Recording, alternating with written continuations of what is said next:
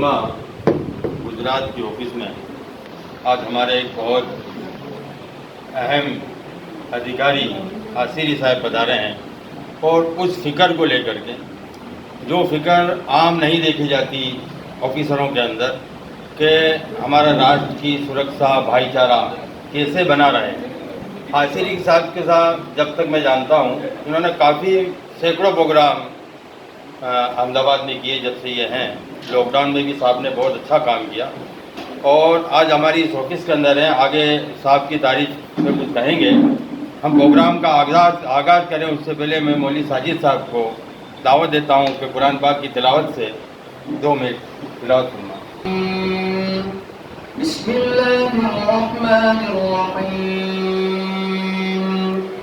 उन्होंने जो कुरान पढ़ा उसका मतलब ये होता है कि परवरदिगार वही ज़ात है कि जिसने हमें बोलना सिखाया। हमें बोलना नहीं आता था, उसने हमें बोलना सिखाया। और जितने दुनिया के अंदर दरख्त है, चांद है, सूरज है, सितारे हैं, सब उसका हुक्म मानते हैं। क्या अच्छा होता कि इंसान भी हुक्म मानता। और फिर वो उसके अंदर ये बात पूछी जा रही है कि तुम कुदरत की कौन कौन सी चीज़ों को इनकार करोगे, कि हर चीज़ कुदरत को समझा रही है। तो ये बहुत प्यारे अंदाज के अंदर कि इंसान को सोचना चाहिए कि हम क्यों हम अच्छे काम क्या कर सकते हैं दुनिया के अंदर, हम कितना खैर का काम दुनिया के अंदर कर सकते हैं। और जितना इंसान को, जैसे मैं देख रहा हूँ कि सर जो काम कर रहे हैं रोज़ाना कई जगह पर जाना हो रहा है सर का, और जो मीटिंग्स हो रही है और हिंदू मुस्लिम भाईचारे के ऊपर जो मेहनत सर कर रहे हैं, ये वाकईतन ये काबिल तारीफ है।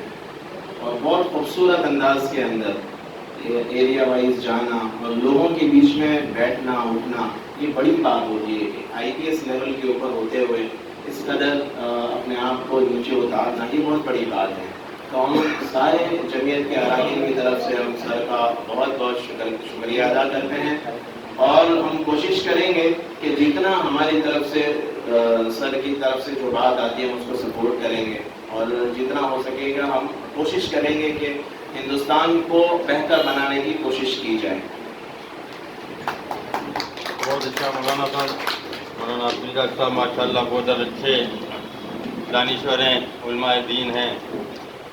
સાહેબ ને હું ઇન્ટ્રોડક્શન આપી દઉં આપણા બધા મિત્રોનું જે આપણી ઓફિસની અંદર આપની નજરની સામે છે એ આ જે ઓફિસ છે જમીયતુલમા ગુજરાતનું પ્રદેશ કાર્યાલય છે। શ્રી અંસારી સાહેબ જોડે આજે આપને જે વાત થઈ અમારા આખા ગુજરાત પ્રદેશના જનરલ સેક્રેટરી છે।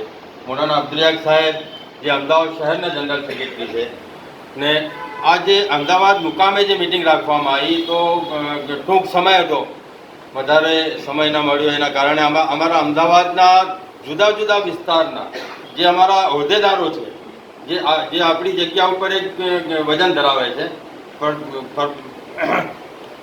પ્રભાવશાળી વ્યક્તિઓ છે એ આપણી સામે અહીં બેઠા છે। આ મિટિંગનો સંદેશ જે ભાઈચારોનો એ આખા અમદાવાદમાં ટૂંક સમયમાં સાંજ સુધી સારી રીતે પહોંચાડી દેશે હું આશા રાખું છું। तालीम में बात आ गई वारे घर में हमारे खुदा की कभी मुल्क को कभी अपनी।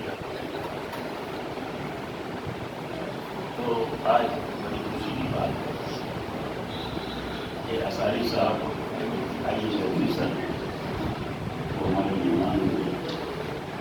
वैसे तो मेहमान कहना भी मुनासिब नहीं है क्योंकि हम उनके इलाके में बैठे हुए हैं। और जैसा भी हसन भाई ने पहले भी आपको कहा कि शुरू से जब से आए इस डिपार्टमेंट में आए हैं, उन्होंने हमेशा कोशिश की है कि कौमी एकता बनी रहे, आपस का भाईचारा बना रहे और लोग मिलजुल कर साथ रहे। ये उनकी हमेशा कोशिश है।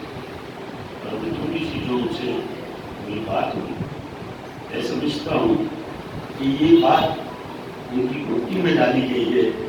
शुरू से उनका जो HK कॉलेज के स्टूडेंट थे और HK कॉलेज में उन्होंने नाम भी लिया चिचिन भाई नायक का, जो हिंदू मुस्लिम एकता के बहुत बड़े महारथी थे।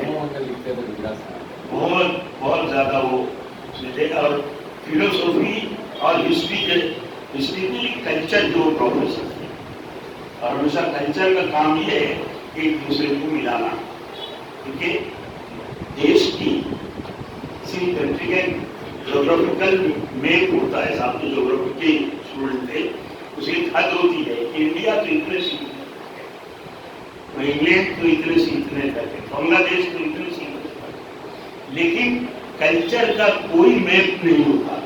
दुनिया के एक किनारे से दूसरे किनारे तक वो सफर करता रहता है और लोगों को जोड़ता रहता है।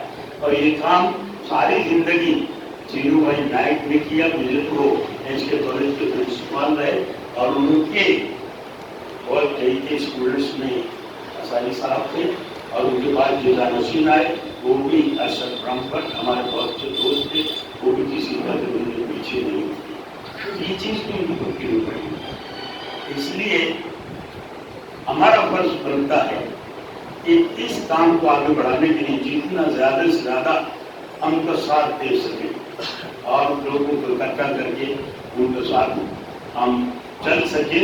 और ये देश जब भी आगे बढ़ सकता है कि जब काम कौमें एक होकर एक हाथ में हाथ मिलाकर कंधे से कंधा मिलाकर चले। डॉक्टर इकबाल ने कहा था कि कुछ बात है कि हस्ती मिटती नहीं हमारी, सदियों रहा है दुश्मन दौरे जमा हमारा। हिंदुस्तान में सदियों से है, लेकिन आज तक उसी शान से आगे बढ़ता जा रहा है। और मैं समझता हूँ उसकी वजह में, अगर मैं जुबैर रिजवी के हिंदुस्तान नाम को उसका गीत था, उसका एक बंद अगर आपको कहूँ, मैं समझता हूँ आपको वजह समझ में आ जाएगी कि तो किस बात का डॉक्टर इकबाल ने जिक्र किया था। उनका था कि वैसे उनकी बहुत बड़ी खूबसूरत नज़्म है, और उसमें उन्होंने जो एक बंद जो नहीं है तो उसका एक बंद कि मस्जिद मंदिर है तो कहीं है गिरजा और शिवालय, मस्जिद मंदिर है तो कहीं है गिरजा और शिवालय, पंडित मुल्ला गीता और कुरान की अहमद वाले, हिंदू मुस्लिम सिख ईसाई देश के सब रखवाले, ये है मेरा हिंदुस्तान, मेरे सपनों का। और यही देश की बहुत बड़ी ताकत है, और ये ताकत जब तक रहेगी पूरे हिंदुस्तान की तरफ आंख उठाकर देखेगी नहीं करेगा। और इसी बात को आगे बढ़ाने के लिए हमारे रसाई साहब रात दिन मेहनत करते रहते हैं। मैं मुबारकबाद देता हूँ और दुआ करता हूँ कि अल्लाह हमेशा इस काम में उनको ज्यादा से ज्यादा ताकत दे। और रसाई साहब से एक बात मैं और गुजारिश कर दूँ जमीयत उलमा के ताल्लुक से कि जमीयत उलमा की बुनियाद कौमी एकता पर है। जमीयत उलमा ने कभी हिंदू मुस्लिम में गुटबट नहीं किया, और उसकी सीधी सी बहुत आम आदमी के समझ में आए ऐसी मिसाल जो है, जब पाकिस्तान की जमात मुसलमानों की तरफ झुकी तो जमीयत उलमा ऐसी वाहिद जमात थी जिसने कहा था कि नहीं, इस मुल्क का बंटवारा नहीं होगा, सदियों से इस मुल्क में हिंदू मुसलमान साथ रहते आएंगे, साथ रहेंगे। और मौलाना आजाद ने उस वक्त जो लोग पाकिस्तान जा रहे थे उनसे ये कहा था, एक पूरे कारवान को रोक कर कि तुम कहाँ जा रहे हो, पाकिस्तान जा रहे हो। हिंदू तुम्हारा जो मजहबी दुश्मन हो सकता है, वतनी दुश्मन नहीं है। और कल वहाँ पाकिस्तान में अगर पख्तूनिस्तान मांगेगा, सिंधी सिंध मांगेगा, बलूचिस्तान का नारा लेकर हुआ होगा, तो तुम्हारी पोजीशन बिन बुलाए मेहमान किसी मानी हो जाएगी। आम दिल में उन्होंने जो बात कही यार ये वो जमात है। और उसके सदर मौलाना आजाद भी एक जमाने में प्रेसिडेंट रहे थे। ये जमात हमेशा से कौमी एकता में मानती आई है। हमारे यहाँ ना गाँव भेदभाव नहीं है किसी तरह का, किसी धर्म में नहीं है, शायद हमारे आजाद का कोई भेदभाव नहीं, हम एक होकर काम करते हैं। और इसलिए आप तो हमारा काम कर रहे हो, काम तो हम बच्चों से करते चले आए हैं। आप हमारे काम में हमारा साथ दे रहे हैं, हमारा फर्ज बनता है कि हम आपके साथ खड़े रहें। इसलिए तमाम साथियों से मेरी गुजारिश है कि जहाँ तक हो सके इस काम को हम ज़्यादा से ज़्यादा आगे बढ़ाएं। और मौलाना अली की और हजरत के लिए थोड़ी सी अपने बारे में नहीं बात करें, अब ज़्यादा वक्त मैं लेती हूँ। मौलाना अली की एक शेर पर अपनी बात पूरी करके का हम स्वागत करेंगे। मौलाना अली ने कहा था, इकबाल ने कहा था कि दर्द दिल के वास्ते पैदा किया इंसान को, दर्द दिल के वास्ते पैदा किया इंसान को, वरना ताक के लिए कुछ कम न थे जरूरियां, फरिश्ते इबादत ही करवाना होता, आपको अपनी बंदगी करवानी होती, फरिश्ते कम नहीं थे, हमारी जरूरत नहीं थी। हमको इसलिए पैदा किए दूसरे का सुख दुख माने, एक दूसरे की सुख दुख में खाना, एक दूसरे को जोड़ कर रखिए। रवि मौलाना जो हमारे तफसीर बयान की ना, यही बात है, बहुत बड़ी नेमत है ये सूरत कि अल्लाह को किसी ने देखा नहीं है, तो अल्लाह गिनवाते हैं, मैं ये भी करता हूँ, ये भी करता हूँ, ये भी करता हूँ, तो मेरी किन किन बातों को आप देखना। मैं अक्सर अपने स्टूडेंट्स को कहा करता है कि तुम देखो, सुबह होती, शाम होती है, सीजन बदलती है, तूफान आता है, कहीं आंधी होती है, but nobody can control it. तो इसको कंट्रोल कर सकता है, उसको कंट्रोल करने वाली एक ही ताकत है, सुपर पावर, उसको अल्लाह कहो, गॉड कहो, भगवान कहो, जो भी कहो, तो अल्लाह ही गिनाता है। ये मेरी निशानियाँ हैं, उसकी निशानियों को जानते हुए हमको उसने मौका दिया है इस दुनिया में काम करने का, उसकी कदर करते हुए अपने काम को आगे बढ़ाएं और तमाम कामों में, और उसी में देश की भी तरक्की है, उसी में हमारी भी तरक्की है, हमारी बनाएंगे सारे थोड़े से लफ्जों के साथ।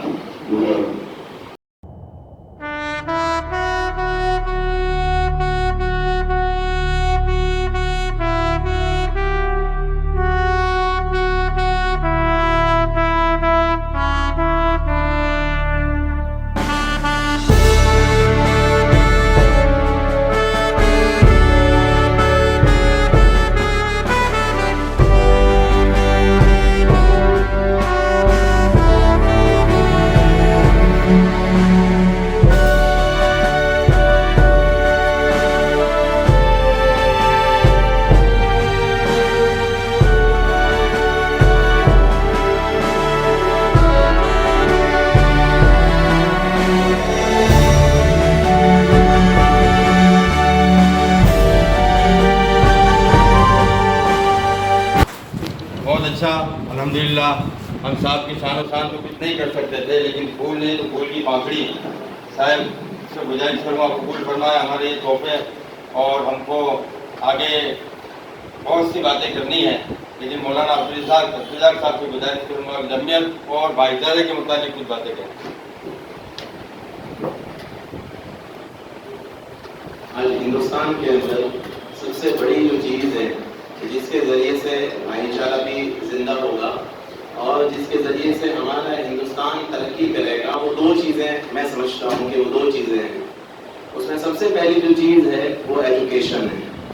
हम तालीम के अंदर, एजुकेशन के अंदर अपने आप को, अपने बच्चों को, आने वाली नस्ल को जितना हम तैयार करेंगे कि ये हिंदुस्तान की तरक्की के अंदर ये बहुत बड़ा हमारा रोल अदा होगा। एजुकेशन एक वो चीज़ है कि जो भी कौम जब तालीम के अंदर आगे बढ़ती है और तालीम के अंदर तरक्की करती है, तो फिर उस कौम को पीछे कोई नहीं कर सकता, उस कौम की तरक्की को कोई नहीं रोक सकता, उस मुल्क को आगे बढ़ने के अंदर कोई नहीं रोक सकता। ये सबसे बुनियादी जो पहली चीज़ है वो है एजुकेशन और तालीम है।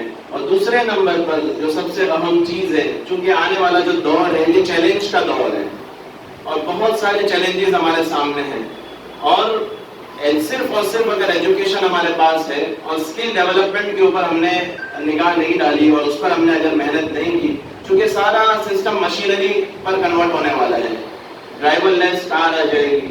हम देखें जिस तरह से कंस्ट्रक्शन अभी हो रहा है, आने वाले दौर के अंदर कंस्ट्रक्शन इस तरह से नहीं होने वाला है।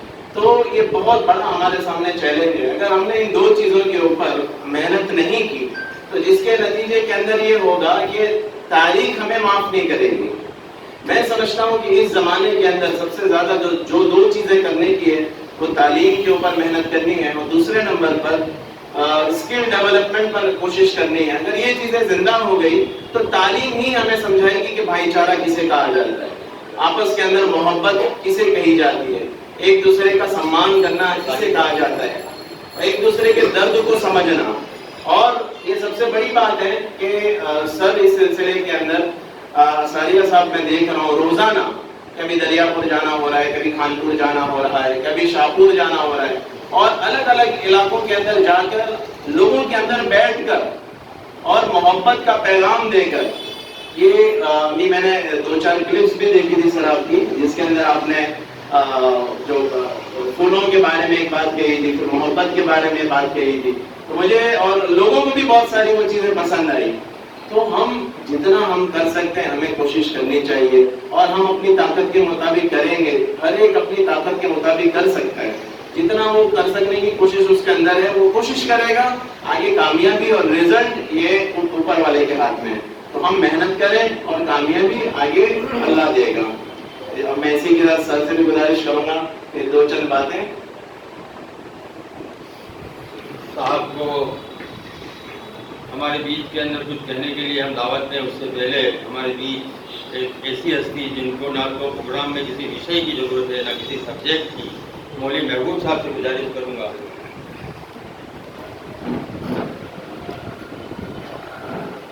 बहुत बहुत शुक्रिया हमारे इज़्ज़तमान वाली जनाब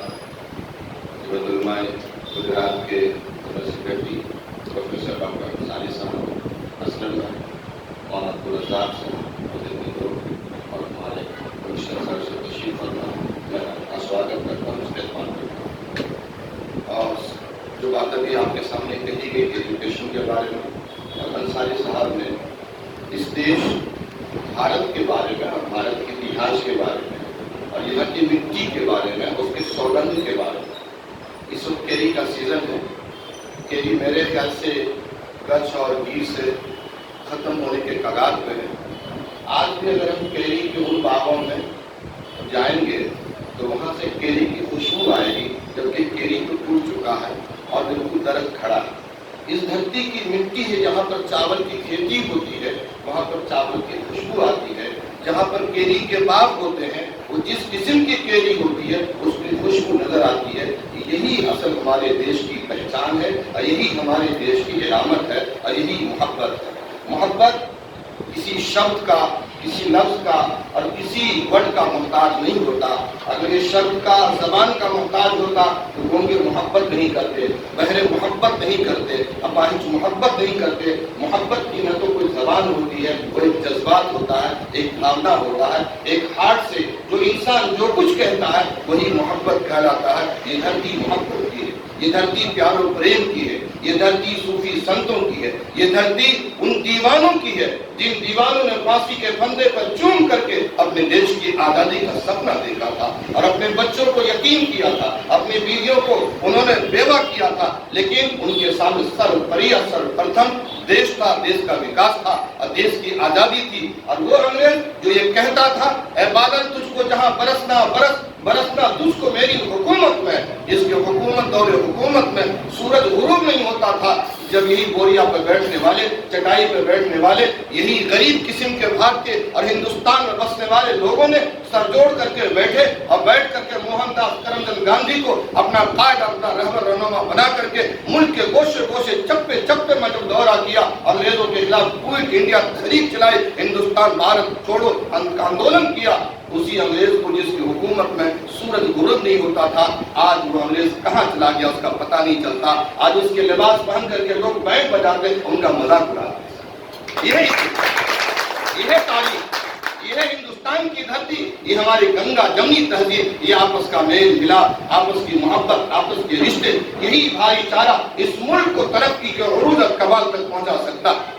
इतिहास बनना जानते हुए साहब का वक्त बहुत कीमती है, रथ यात्रा का समय है, कदम कदम पे उनको एक एक मिनट उनका कीमती है। उनके इस कीमती वक्त में से थोड़ा सा बड़े अदब के साथ गुजारिश करके एक बात कह के मैं अपनी बात को विराम दूंगा और मुकम्मल कर दूंगा कि जब मेरा देश, यही भारत देश जब गुलाम हुआ था तो हम फिरकों में, हम छोटे छोटे रजवाड़ों में और छोटी छोटी इकाइयों में बटे हुए थे। हमारे इख्तिलाफ को और हमारे बंटवारे को और हमारे दिलों के भेदों को अंग्रेजों ने पढ़ा और पढ़कर इस देश के 1601 से लेकर के यहाँ से लेकर कश्मीर से कन्याकुमारी तक और कामाख्या से लेकर के आपके चेन्नई से लेकर मद्रास को सरजमीन तक कब्जा कर लिया था। लेकिन जब भारतीयों ने समझा कि इस समय आपस के इख्तिलाफ हमारा नुकसान है, जब हम सर जोड़ कर बैठे, अंग्रेज को जाना पड़ा और हमारा देश आज़ाद हुआ। जमीयतुल्लाह जिस तंजीम, जिस ऑर्गेनाइजेशन के दावत आप तशरीफ लाए हैं, मैं आपका दिल की गहराइयों के साथ इस्तेकबाल करता हूँ, धन्यवाद करता हूँ।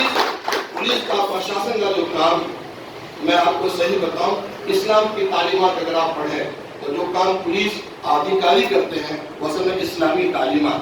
वो लाश जो बेगौरव कफन नाले में, पटरियों पे, कीचड़ में, गटर में न जाने कहां होते हैं, जिसका कोई वारिस नहीं होता, उसके वारिस ही पुलिस ही अधिकारी लोग होते हैं। बदबू वाले उन लाशों को निकाल करके उनके धर्म कर्म के मुताबिक उनका क्रियाकर्म करना, आखिर रसूमात करके, अगर मुस्लिम है तो उसको कब्रिस्तानों तक पहुंचाना, हिंदू है तो उसका श्मशान तक ले जाना, ये तमाम के तमाम चीज इन्हीं अधिकारियों, ईमानदार अधिकारियों के जरिए होता है। यकीनन ये लोग मुबारकबाद के मुस्तहिक है। मैं धन्यवाद कहता हूँ। आप जैसे लोग जब तक इस पृथ्वी पर और इस शहर में, इस नगर में और इस देश में, जब तक आप जैसे बिल्कुल जज्बात और ख्यालात और एहसासात की तर्जमानी करने वाले मौजूद रहेंगे, हमारे देश में तरक्की होगी, तरक्की की गंगा बहेगी।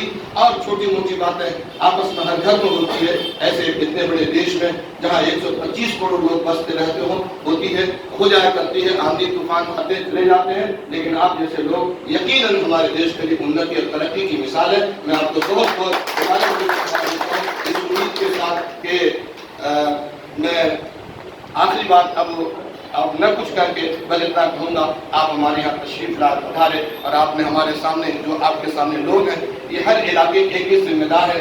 ये 1000, 100-200 आदमी है, लेकिन असल में 1000-2000 आदमी आपके बीच बैठे हुए हैं। ये टीम है इस वक्त आपके सामने। आप इस वक्त टीम को मैसेज देने वाले हैं, जो पूरे स्टेट से पूरे हिंदुस्तान तक हमारा एक यूनिट है, जो एक सीने के जरिए से दूसरे तक पैगाम मैसेज पहुँचता है। बहुत बहुत शुक्रिया।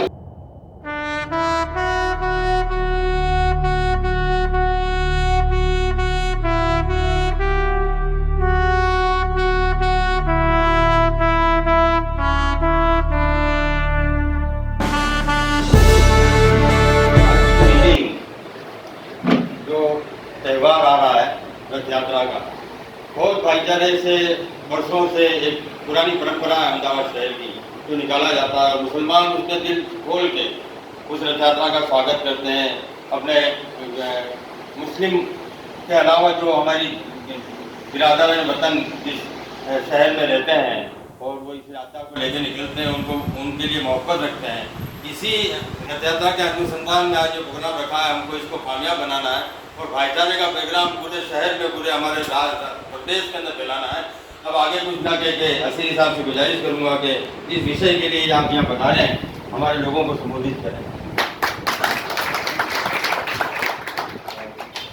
मेरी बात रखूँ इससे पहले चाचा कुछ कहना चाहते थे, तो मैं आपको शेर सुनाना चाह रहा हूँ। शेर पढ़ता हूँ साहब, साहब की नजर करता हूँ। साहब कब आए तो मुझे मालूम नहीं था, हमारा आगे बात कर रहा है। तो आप फरमाइएगा, आपकी नजर करता हूँ सारी साहब के। ये कौन आए दफ्तरे जमीयत, निकल गया है यहाँ का मौसम। ये कौन आए दफ्तरे जमीयत, निकल गया है यहाँ का मौसम। सलामी सबकी है दुआ भी, सलामी सबकी है दुआ भी, संवर गया है यहाँ का मौसम, संवर गया है। जमीयत उलमा में आ पाए तो 4 चांद लग गए हैं। जमीयत उलमा में आ पाए तो 4 चांद लग गए हैं। सारी साहब अहमदाबाद में आप आए, सुधर गया है यहाँ। एक किताब कौन समझेंगे कि वतन की मोहब्बत डीएन में लाए, वतन की मोहब्बत डीएन में लाए। यूं आजादी में हमने भी सर कटाए, वतन की मोहब्बत डीएनए में लाए, यूं आजादी में हमने बिस्तर कटाए।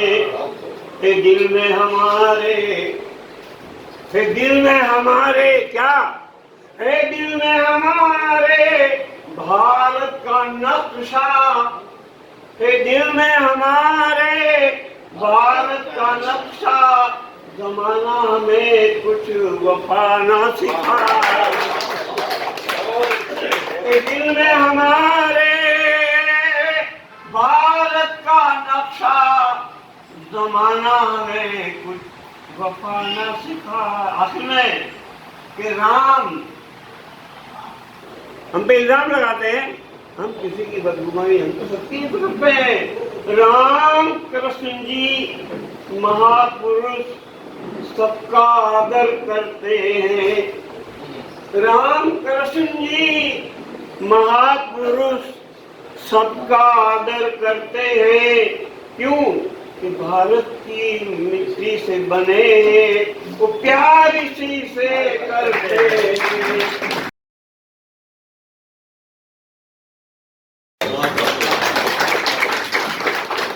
इसी के साथ पधारे हैं, हम सब तहे दिल से इनका स्वागत करते हैं। और मेरा दिल चाहता है कि जिस साहब का बुके देखे मैं खुद स्वागत करूं।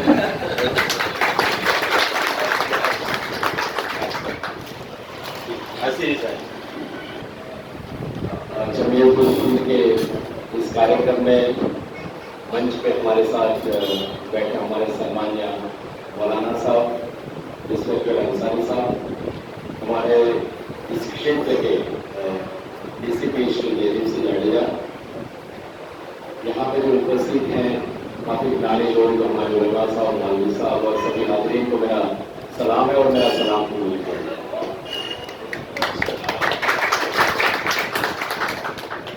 भगवान जगन्नाथ जी की 145वीं रथ यात्रा आ रही है और इसके बाद 10 दिन के बाद ईद उल जुहा का पवित्र त्यौहार भी है। मैं अहमदाबाद पुलिस की ओर से हर जगह पे जाता हूँ, लोगों से मिलता हूँ, बात करता हूँ, शांति भाईचारा और कौमी इखलास के लिए उनको मेरे मन की जो बातें हैं वो उनको बताता हूँ। काफ़ी अच्छा रिस्पॉन्स हमको मिलता है। जब भी कोई त्यौहार आता है तो इंसान बेचैन सा हो जाता है, थोड़ा मानसिक इसको तनाव सा आ जाता है। तो क्यों ऐसा होता है? तो इस मानसिक तनाव को, इस बेचैनी को दूर करने के लिए अहमदाबाद पुलिस आज मोहल्ले और घर घर में जाती है। मैं आपको कहना चाहता हूँ कि खाकी का कोई धर्म नहीं है, खाकी की कोई जात नहीं, खाकी ही हमारा रंग है, खाकी ही हमारा जात और खाकी ही हमारा धर्म है। आपको सुन के बहुत अच्छा लगेगा। मेरे पास शंकर है, विष्णु है, महेश है, मेरे पुलिस कर्मचारियों के नाम दे रहा हूँ। मेरे पास शंकर है, महेश है, विष्णु है, साथ साथ मेरे पास रफीक भी है, नासिर भी है और गुरु मोहम्मद भी। इससे बड़ी बात कौन सी हो सकती है जब हम एक साथ मिलजुल के काम करते हैं और प्यार और अमन की बातें हर जगह में जाके करते हैं। तो हमारा काम है लोगों को सुख देना, शांति देना, सलामती देना, और इसी बेचैनी को और इसी तनाव को दूर करने के लिए हम आपके सामने पेश हुए। मैं इस संस्था के बारे में बहुत कुछ जानता हूँ। जमीयत उल हिंद संस्था भारत जब गुलाम था, आज़ाद नहीं हुआ था, तब से ये संस्था आज़ादी के लिए काम करती है। आज भी देश में किसी भी जगह पर या राज्य की किसी भी जगह पर विपत्ति आती है, कोई आफत आती है, तो जमीयत उल हिंद के जो कार्यकर्ता, जो उनके बड़े साहबान वो जाते हैं जगहों पर और जो लोग बुरे तरीके से फंसे हुए होते हैं उनको मदद करते हैं। तो आपके सेवा के कार्य और आपका जो राष्ट्रवादी मूल है, इसके लिए मैं आपको सलाम करता हूँ। हमारे देश में कई ज्ञाति, कई धर्म, कई जाति के लोग रहते हैं। हमारा खान पान भी अलग है, हमारी बोली भी अलग है, हर क्षेत्र में हम देखें तो हमारा पोशाक भी अलग है। फिर भी हम पूरे विश्व में जाने जाते हैं हमारी एकता के लिए। हिंदुस्तान इस एकता की वजह से दूसरे देशों से एक अलग तय करा। मेरे हिसाब से सबसे अच्छा आदमी कौन होता है? जो लोग अच्छा काम करते हैं, अच्छे विचार रखू करते हैं, वही सही इंसान है। कोई जाति धर्म से इंसान पहचाना नहीं जाता, उसके कर्म से पहचाना जाता है। अपने फल कभी नहीं खाते, फूल अपने लिए कभी खुशबू नहीं फैलाते। इंसान अपने लिए कुछ करके जब खुश होता है तो उसके लिए वो अच्छा काम करता है। लेकिन सबसे अच्छी बात यह है कि अपने कामों की वजह, अपने विचारों की वजह से कोई और खुश हो जाए, तो इससे बढ़िया चीज है। तो ये छोटी छोटी बातें हम आपके बीच में लेके आते हैं। उम्मीद करता हूँ आज हम लोग रिहर्सल में निकले थे हमारे साहब के साथ। पूरे इलाके में जबरदस्त स्वागत हुआ। हिंदुस्तान ने बहुत जबरदस्त स्वागत किया। ये माहौल हमारा अहमदाबाद शहर में बना है, क्योंकि बहुत टाइम के बाद त्योहार का मौसम आया है। हमने जो 2 साल गुजारे वो हम सब जानते हैं, घरों के अंदर बंद दरवाजों में गुजारे। कोरोना की महामारी इस तरीके से आई कि लोग अपनों को भी मिल ना पाए। जब हमारे अपने बिछड़ गए तो उनका मुंह तक हम देख नहीं पाए। ऐसी सिचुएशन में अहमदाबाद पुलिस आपके बीच में काम करती है। आपकी घर की जिम्मेदारी समझ के छोटी छोटी चीजें घर पे पहुंचा देते। अगर कोई इंसान की डेथ हो जाती थी तो कोई आता नहीं था स्मशान तक पहुंचाने तक, कब्रिस्तान तक पहुंचाने तक, तब अहमदाबाद पुलिस अपने जीव की परवाह किए बिना वो ये सब किया करते। ऐसी सिचुएशन में अहमदाबाद पुलिस ने काम किया। बहुत अरसे के बाद जब ये त्यौहार आया है और इसके बाद ये जो त्यौहार आ रहा है, तो आप सभी को मेरी गुजारिश है कि हमारी ये कैपिटल राजधानी है अहमदाबाद, और हमारे व्यापार रोजगार जो भी है अभी खूब अच्छी तरीके से चल रहा है। 2 साल हमने काफ़ी कठिन परिस्थिति में गुजारे। यही शांति का माहौल बना रहे, हमारी शांति का पैगाम आप लोगों तक पहुँचाए। और ये जो दोनों त्यौहार हैं हम हर्षोल्लास से एक दूसरे के हाथ में हाथ मिला के, कंधे से कंधे मिला के उसको पूरा हर्षोल्लास से उसको हुए। ये मेरी आपसे ख्वाहिश है और मुझे पूरी उम्मीद है कि आप इतने ज्ञानी लोग यहाँ पे बैठे हैं तो आप होम में ये भाईचारा और भूमि इखलास की बात जरूर जाके करें। हमने भूमि एकता की शुरुआत के लिए लोगों को आह्वान किया कि ब्लड डोनेशन कैंप किया जाए, तो दोनों कौमों ने हमें बहुत सपोर्ट किया। और आपकी जानकारी के लिए बताऊँ मैं, 1000 यूनिट जितना ब्लड हमने जगन्नाथ मंदिर में और रायफल क्लब में, जगन्नाथ मंदिर में मौलाना साहब आए, कई लोग आए, उन्होंने अपना ब्लड दिया, रायफल क्लब को भी ब्लड दिया। इसके साथ हमने नई पीढ़ी को हमारे साथ जोड़ने के लिए, लोगों के साथ जोड़ने के लिए क्रिकेट मैच का आयोजन किया और बहुत अच्छे माहौल में करीबन 10,000 जितनी संख्या थी पब्लिक की इस माहौल में, और बिल्कुल शांति से पूरी क्रिकेट टूर्नामेंट हमारा आज 2 दिन बाकी है जगन्नाथ जी की रथ यात्रा आने पर।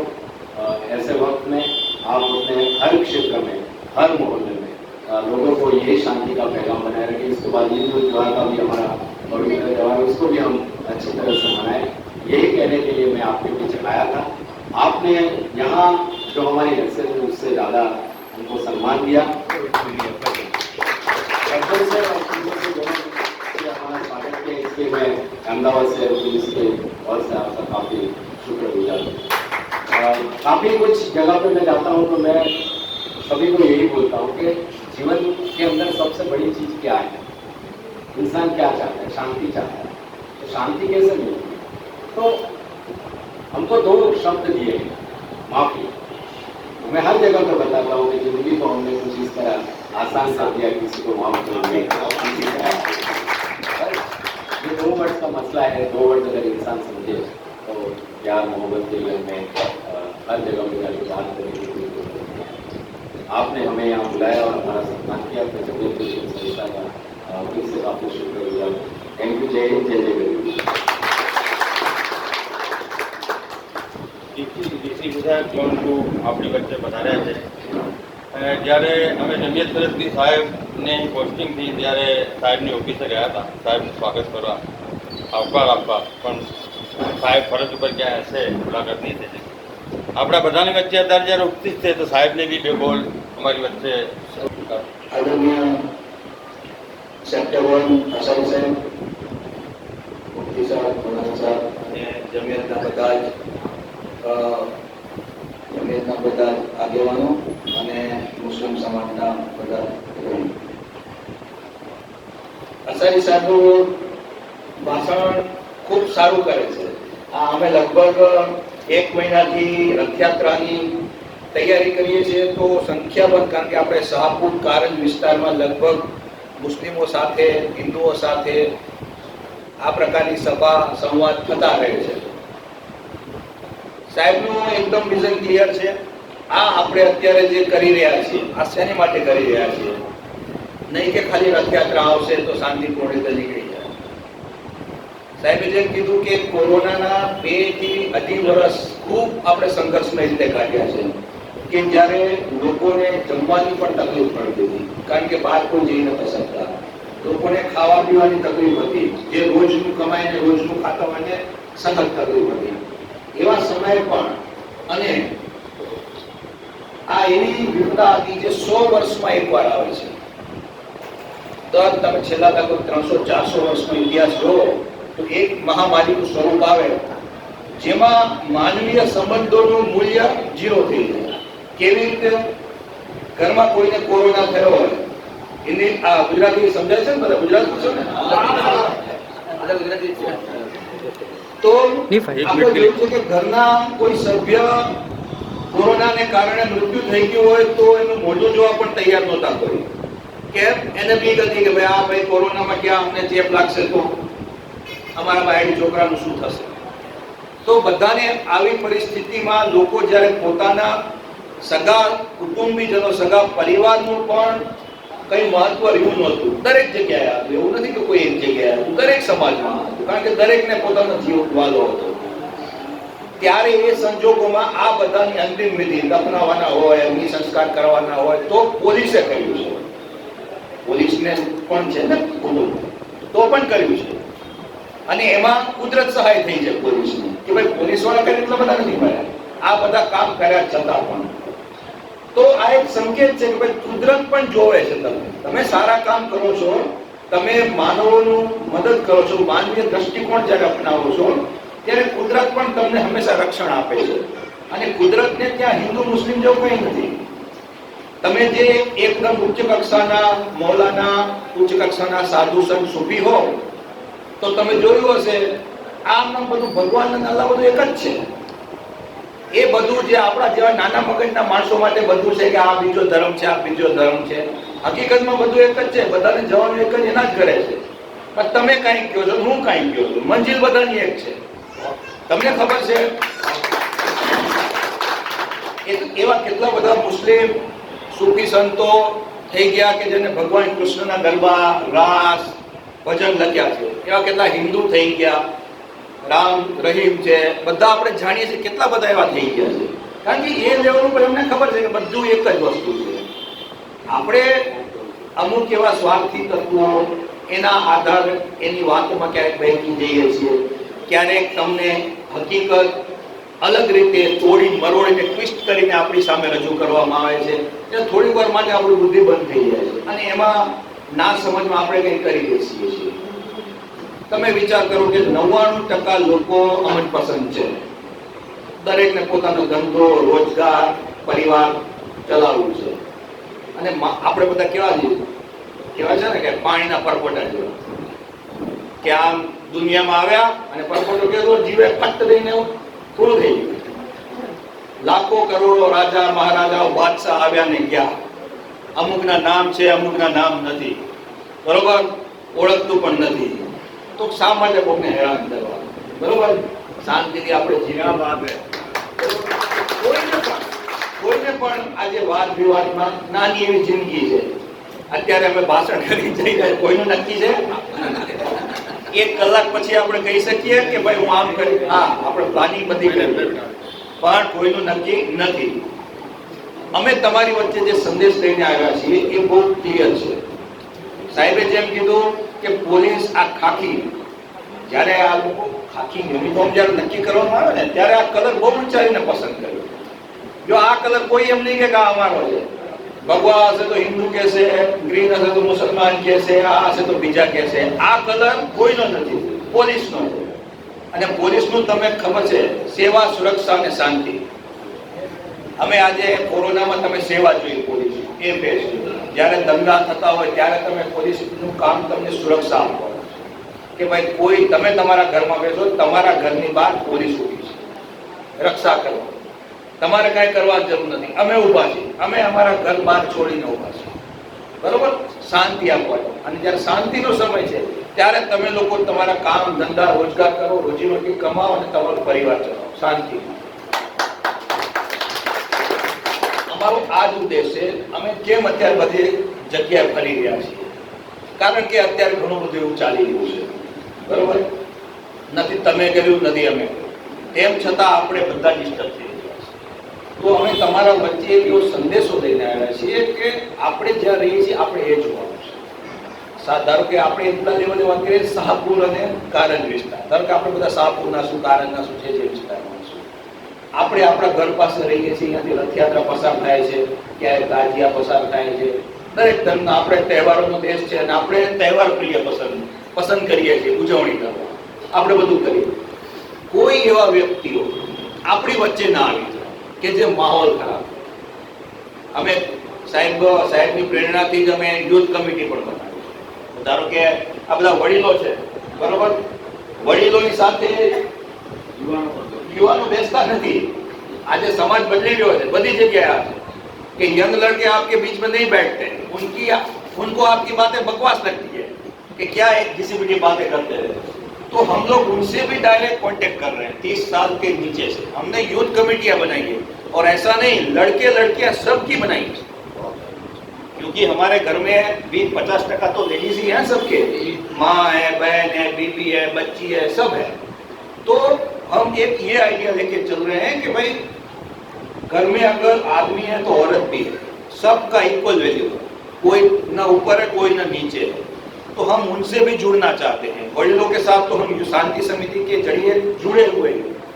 तो हम लोग हर एक तबक्के में आपसे जुड़ रहे हैं.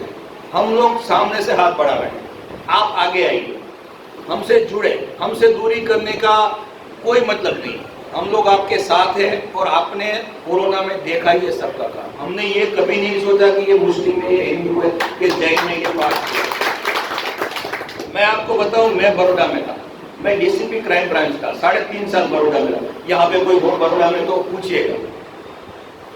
हमने वहां पे भी जहाँ कोई पूर्वी, वहां तो पानी का बहुत प्रॉब्लम है. विश्वामित्री में बहुत पानी आ जाता है तो पूरे बड़ौदा में पानी भर जाता है. उस टाइम जहाँ पे 2 व्हीलर 4 व्हीलर नहीं जा सकता था, हम लोगों ने डंपर से लोगों के घर खाना पीना पहुंचाया. और हमने कभी भी नहीं देखा. कुछ असामाजिक तत्वों ने जब सीए के वो हुए थे तब बड़ौदा में भी हुआ.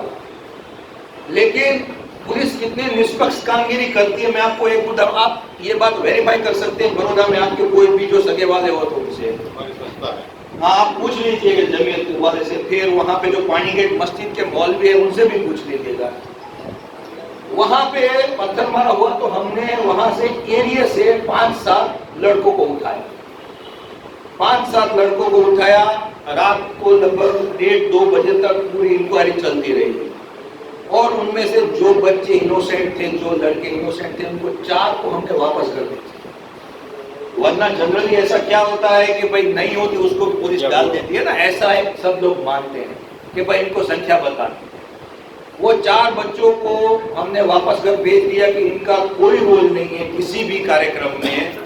पूरे बड़ौदा के मुस्लिमों ने इसको अप्रिशिएट किया और जो वाकई गुनहगार थे जिन्होंने किया था उनको वो सामने से हमें मदद की. सब ये हाथी खाने में हुआ था, आप तपास कर लेना. तो 99% लोग अमन पसंद है, ये हम सब जानते हैं. तो जो 1% है तो 1% के लिए हम सब क्यों बदनाम हो रहे हैं? हम एक ही देश में रहते हैं, एक ही शहर में रहते हैं. यहाँ का पानी, यहाँ की हवा, यहाँ का धान, यहीं पे दफन होना है, यहीं पे अग्नि संस्कार होना है, यहीं पे पैदा होना है, यहीं पे मर जाना है. अपना यही जगह है, इसको छोड़ के कहाँ जाएंगे?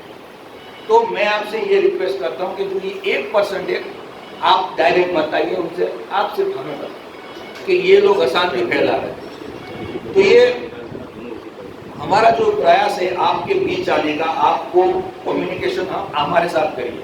असारी साहब तो बहुत ही फेमस हो चुके हैं यहाँ पे पूरे एरिया, मतलब ये साहब के अंदर में सिर्फ ये सेक्टर 1 ही एरिया आता है, लेकिन साहब जो उस साइड का एरिया है, क्योंकि साहब ने जो क्रिकेट मैच का आयोजन किया था उसमें साहब का ही आइडिया था कि हिंदू और मुस्लिम की मिक्स टीम बनाए, पता चले अलग अलग बनाए और एक और बवाल हो जाए तो सर का आइडिया था कि भाई मिक्स बनाओ ताकि एक टीम भावना आए। तो ये बहुत ही सक्सेसफुल रहा और उसका भी हमारा मोटिव यही था कि हम जुड़े, सब अपने को एक टीम, एक देश की तरह ले। यही पे भी हमारा यही है, क्योंकि देखो रथ यात्रा के बाद डायरेक्ट ईद आ रही है, हमारा उसमें भी यही प्रयास रहेगा कि आप लोग भी शांति से त्यौहार हो जाए, अपने राजी खुशी से कर सके, सब एंजॉय कर सके, ठीक है। और मैं जमीयतुल हिंद का तहे दिल से शुक्रिया अदा करता हूँ, ये बहुत अच्छा प्रोग्राम रखा और ये हमारी बात, सर की बात आप जाएं, लोगों के बीच फैलाएं, और जो कभी नहीं हुआ था अहमदाबाद सिटी में कि हाँ बेमिसाल रहा है और एक मिसाल हुई है जिसकी पूरे देश ने एक नोट ली है। वो क्या है, वो बात ये है कि सर का एक आइडिया था, हम लोग मुस्लिम वुमेन से डायरेक्ट संवाद कर रहे हैं। हमारी जो फोर्स की मुस्लिम पुलिस ऑफिसर्स हैं IPS लेवल की, वो मुस्लिम लेडीज़ों के छोटी छोटी मोहल्ला मीटिंग टाइप ऑर्गेनाइज कर रही है और उनसे हम लोग डायरेक्ट वार्तालाप कर रहे हैं। वो इसलिए कि वो भी जाने, वो भी अपनी बच्चियों को पढ़ाए लिखाए और क्या कौन से ओहदे पर लड़कियां पहुंच सकती है। सर ने उस दिन 2-3 एग्जाम्पल भी दिए थे, जो सारा रिजवी है हमारी पुलिस ऑफिसर, और भी 2-3 महिलाएं IAS ऑफिसर भी हैं मुस्लिम महिलाएं। तो हम लोग ये एक संदेश देना चाहते हैं कि आप आइए, जुड़िए हमारे साथ, कम्युनिकेट करें और शांति से हमारा त्यौहार हो, सब हम लोग हर्षोल्लास के साथ करें। बाद में ईद भी है, वो भी शांति से है। ये हमारा प्रोग्राम पूरा अभी चलने वाला ही है, क्योंकि अब कोरोना पूरी तरह से जा चुका है और सब लोग कमाने में, पैसा बनाने में है और फिर उजवनी करने में सब मशगूल होने वाले हैं। तो अगर शांति से, भाईचारे से होगा अपना ये सब कार्यक्रम तो सबको मजा आए, ठीक है। Thank you very much.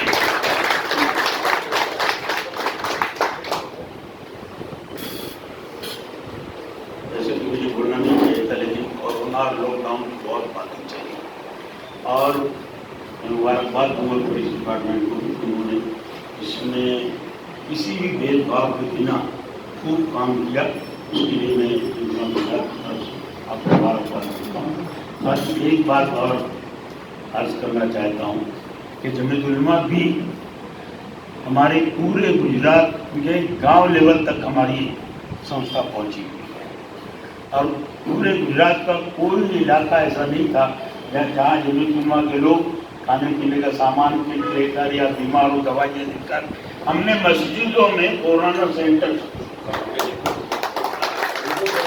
और हमारे नौजवान, हमारे वॉलंटियर इस महामारी में भी उन घरों में, उन मोहल्लों में जाते थे जहाँ कोरोना बिल्कुल फैला हुआ था, झोपड़पट्टी के इलाके में। ये हमारे असलम भाई हैं, हमारे साथी हैं, अनीस भाई हैं, ये और हमारे यहाँ का पूरा स्टाफ उसमें लगा रहता था और मालिक की मेहरबानी उनको कभी कोरोना नहीं हुआ। उसका एक एग्जाम्पल मैं देता हूँ। वैक्सीन देने के लिए मस्जिद भी खुली गई।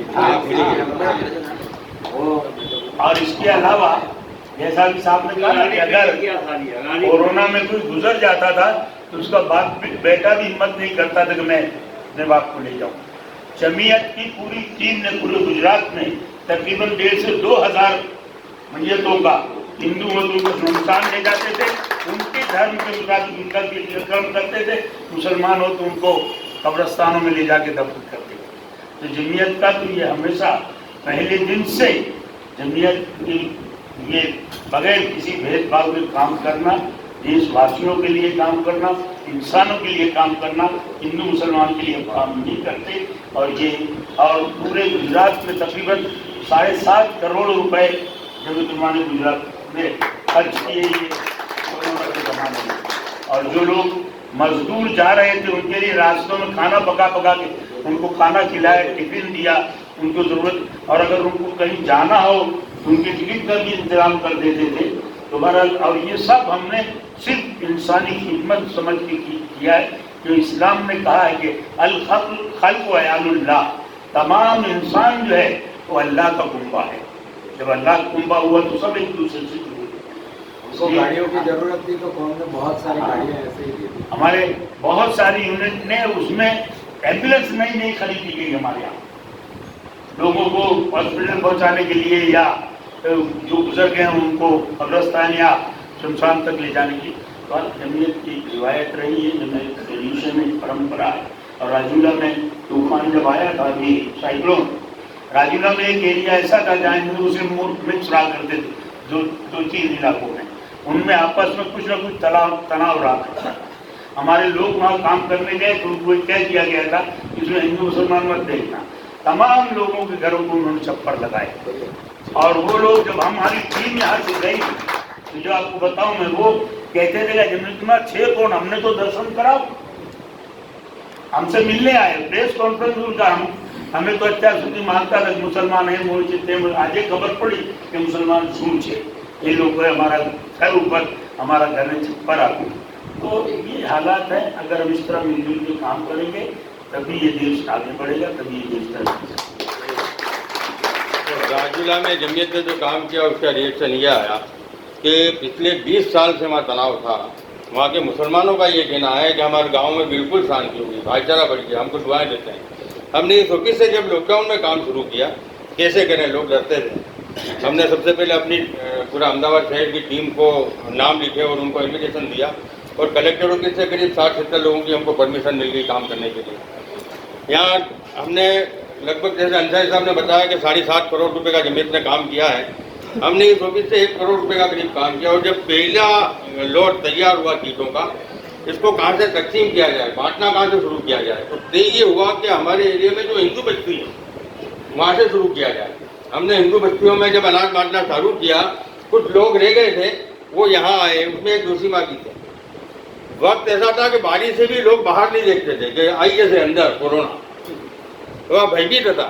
तो पहला माजी या शटर बंद હતું, मैं પાછળના દરવાજેથી અંદર 50 માણસો કામ કરતા હતા। આ ખખડાવ્યું, મેં શટર ખોલ્યું, માજીને આવકાર્યા, એમને 2-4 કીટો જોઈતી હશે એ આલ્યું। તો માજી મને દુઆ આપી ગયા, ભાવનાબેન જેવું કે એમનું નામ હતું બાંજીનું, કે દીકરા તમને કંઈ નહીં થાય હો। ગુજરાતીમાં કહે છે દીકરા એનું હૃદયની આવાજ હતી કે દીકરા તમને કંઈ નહીં થાય હો, તમે ચિંતા ના કરતા, તમે કામ કરો। તો એવી દુઆઓ અમને વડીલોથી મળતી હોય। આ દેશમાં પ્રેમ ભાવ આપણા વચ્ચે જળવાઈ રહે એટલે સાહેબને જે હેતુ લઈને અમારી ઓફિસે બધાડે છે, અમે જમીયતુલના માના બધા સાથીઓ આશ્વાસનને અમે આપને વાયદો કરીએ છીએ કે રથયાત્રા જ્યાંથી બી નીકળશે અમે એને આવકારીશું, બહુ દિલથી સ્વાગત કરીશું, ભાઈચારાનો માનવ બની રહે એવી બધા પ્રયત્નો કરીશું। आप साहब खूब खूब आभार। मैं आप सबका तहे दिल से शुक्रगुजार हूँ कि बहुत शॉर्ट नोटिस के ऊपर आप सब तशरीफ ले आए और आपने बहुत हार्ड वेलकम किया। और सर भी मैं देख रहा था कि बहुत खुश हुए मिलकर, बहुत अच्छी बातें जो सर ने बताई हैं, इसी तरह से हमारे डीसी साहब ने भी बताई, बहुत अच्छी बातें बताई हैं। ये सारी बातों को हमें लेना है और घर घर तक, मोहल्ले मोहल्ले तक इन बातों को हमें पहुँचाने की कोशिश करनी है। तो मैं आप सबका तहे दिल से शुक्रगुजार हूँ और हम तमाम जमीयत के अरकान की तरफ से मैं सर का भी शुक्रगुजार हूँ और डीसी साहब का भी। वैसे आपने स्पीच बहुत अच्छी दी, सर से सीख रहे हैं।